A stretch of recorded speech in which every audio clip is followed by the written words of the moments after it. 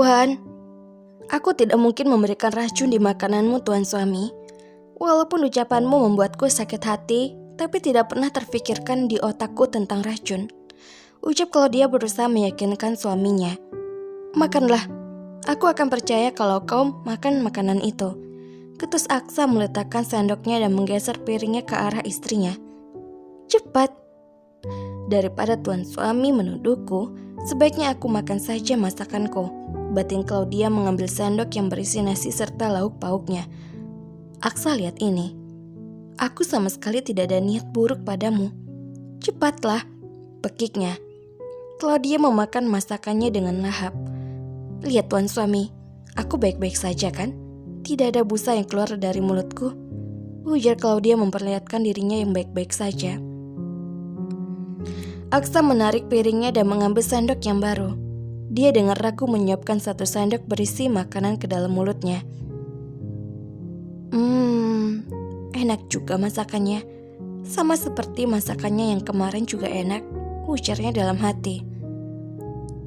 Bagaimana Tuan Suami? Apa lidah Tuan Suami cocok dengan masakanku? Tanya Claudia sembari memasang senyum manisnya.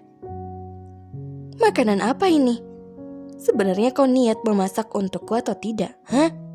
Gengsinya. Di hati mengatakan lain, di bibir malah sebaliknya. Tapi Tuan Suami, menurutku tidak ada yang salah dari rasa masakanku. Menurutku enak Tuan Suami, ucap Claudia jujur. Enak? Menurutmu makanan ini enak? Iya Tuan Suami. Masak seperti ini sudah bangga dan dengan percaya dirinya, kau mengatakan kalau makanan buatanmu enak. Makanan yang tidak layak disajikan, kau bilang enak. Sekarang, aku tidak mau tahu. Kau buat menu makanan yang jauh lebih menarik daripada menu makanan ini, pekik Aksa. Tapi menu makanan seperti apa yang kau inginkan, Tuan Suami? Bukankah kau sudah tahu makanan yang apa aku suka? Tapi Tuan Suami, di dalam kulkas hanya ada telur, daging, dan sayur kangkung. Dan semua bahan-bahan itu sudah habis karena aku masak, jawab Claudia. Kau wanita yang payah. Memangnya di dunia ini tidak ada minimarket, hah? Kau bisa membeli semua bahan makanan yang enak dan layak pangan di sana. Jangan lupa, beli makanan siap saji. Cepat, pekik Aksa. Tapi Tuan Suami, perang! Claudia terkejut saat mendengar suara pecahan gelas kaca. Tuan Suami, apa? Asal kau tahu, aku sengaja membanting gelas kaca ini karena telingaku sakit mendengar kata tapi dari mulutmu. Seakan-akan semua yang aku perintahkan memerlukan jawaban tapi dari mulutmu itu, ketus Aksa. Aduh, lama-kelamaan kerutan di wajahku semakin banyak karena ulahmu. Cepat pergi wanita payah, mataku terasa sakit, kesal Aksa. Iya Tuan Suami, jawab Claudia kemudian berjalan keluar apartemen. Hembusan nafas kasar terdengar sampai telinga cleaning service yang sedang mengepel lantai. Claudia tanpa berpikir panjang langsung saja berbelanja ke minimarket daripada ia terus-menerus kena repetan Aksa. Kalau aku pulang tidak membawa apapun, pasti Tuan Suami semakin marah padaku. Aku harus cepatnya berbelanja dan pulang, ucapnya dalam hati. Hei, panggil seseorang yang menepuk pundak Claudia dari belakang. Claudia menoleh dan melihat pria muda yang menurutnya tidak asing. Maaf, aku tidak sengaja, ucapnya bergeser beberapa langkah menjauhi pria itu. Sepertinya kau sedang ada masalah, tanya pria tersebut lalu mendengar bunyi perut Claudia. Merasa malu karena perutnya berbunyi, Claudia segera izin pamit, tapi lagi dan lagi langkahnya dicegah. Tunggu dulu, aku belikan sesuatu untukmu. Tidak perlu Tuhan, aku harus berbelanja terlebih dahulu, tolak Claudia dengan halus. Tapi cacing di perutmu bunyi, pasti kau belum makan malam kan? Aku belikan roti ya, ujar pria itu lagi. Tidak perlu, jawab Claudia. Aku tidak mau Tuan. Tuan Suami bisa-bisa salah paham padaku, batinnya.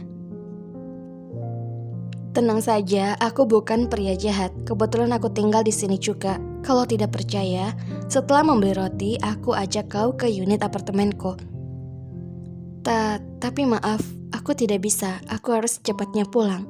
Jawab Claudia meninggalkan pria yang cukup aneh baginya. Apa gadis itu sudah melupakanku? Aku yang membantunya saat ia mengalami kecelakaan beberapa tahun yang lalu. Memang gadis yang imut dan polos, ujar pria tersebut. Pria itu dan Claudia berjalan menuju kasir. Setelah sampai di kasir, Claudia terus menatap wajah pria itu dari samping. Maaf tuan, Anda sudah menghalang troliku, panggilnya lirih. Pria itu menoleh.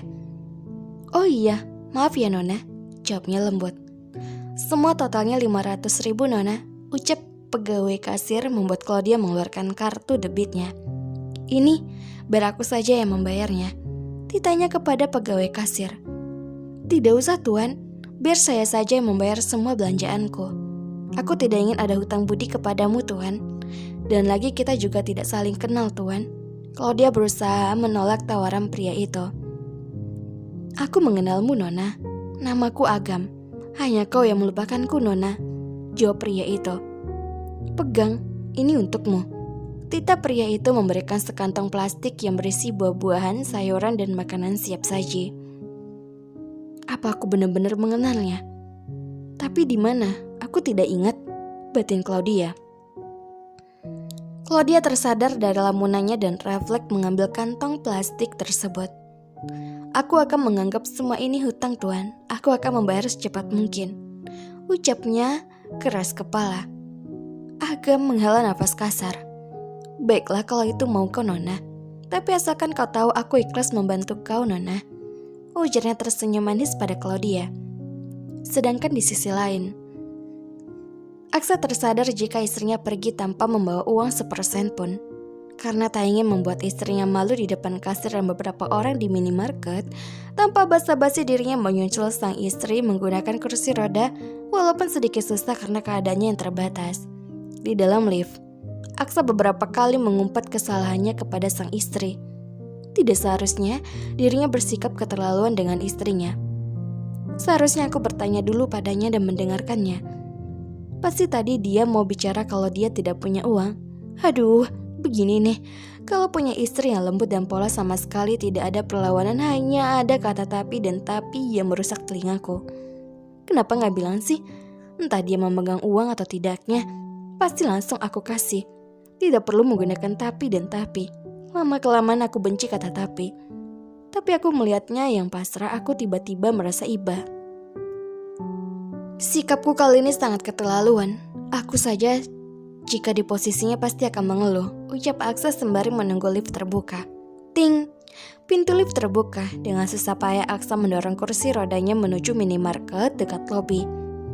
Dari kejauhan tak sengaja samar-samar Aksa melihat istrinya berbelanja sendiri di minimarket dengan wajah kebingungan. Karena merasa tak tega, akhirnya Aksa memutuskan untuk mendorong kursi rodanya ke arah minimarket.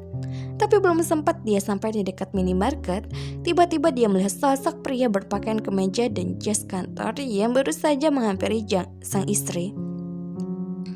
Aksa penasaran dengan sosok pria berjas itu. Kedua matanya menatap tajam pergerakan pria yang tidak dikenalnya. Siapa pria itu? Sebelumnya, aku tidak pernah melihatnya. Tapi dari seragamnya, dia bekerja di sebuah perusahaan. Gumam Aksa mengerutkan keningnya penasaran. Halo Novelers semuanya, jangan kemana-mana, tetap di channel Mimin, channel Fevi Toloka. Jangan lupa subscribe, like, dan komen karena dukungan kalian adalah semangat Mimin untuk upload setiap